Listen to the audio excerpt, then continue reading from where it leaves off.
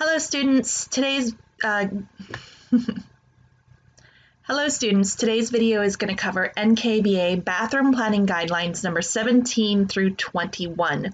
If you notice, the planning guideline book is kind of set up following the different bathroom centers.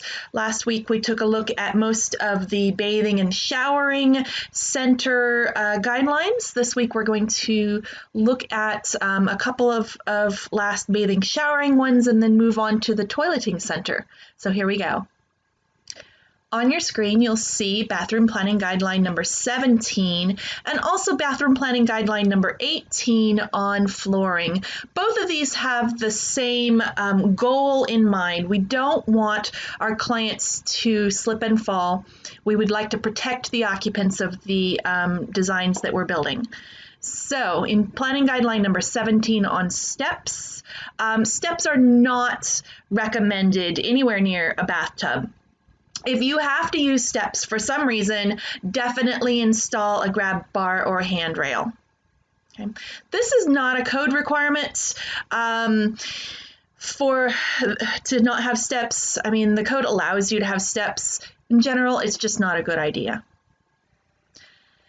Scrolling down to Planning Guideline number 18 on flooring, slip-resistant surfaces are recommended.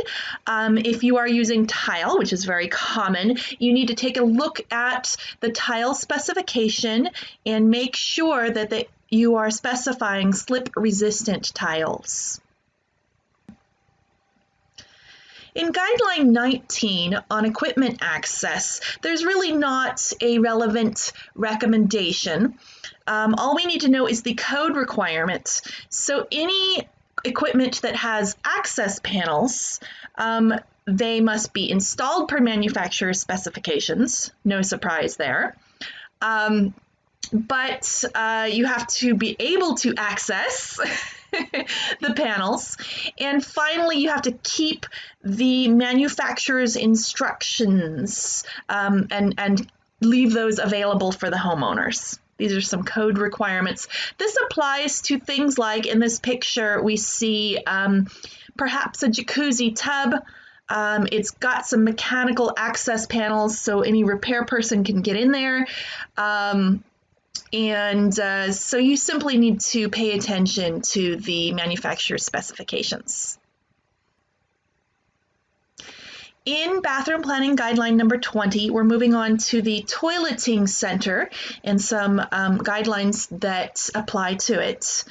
And the recommended distance from the center of the toilet to any obstruction, it might be a wall, it might be a vanity, something that's next to it. So from the center line to an obstruction, the recommended distance is 18 inches. The code required distance is a slightly smaller 15 inches.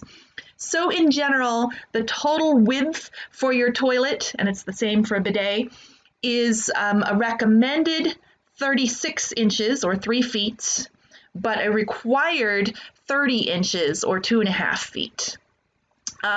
The required width, that 30 inches, is enough. I mean, it certainly works. The 36 inches recommendation just gives you a little more elbow room and feels more generous. Our last guideline for today is Bathroom Planning Guideline number 21 about toilet compartments. The recommended size for a toilet compartment is 36 inches wide by 66 inches long.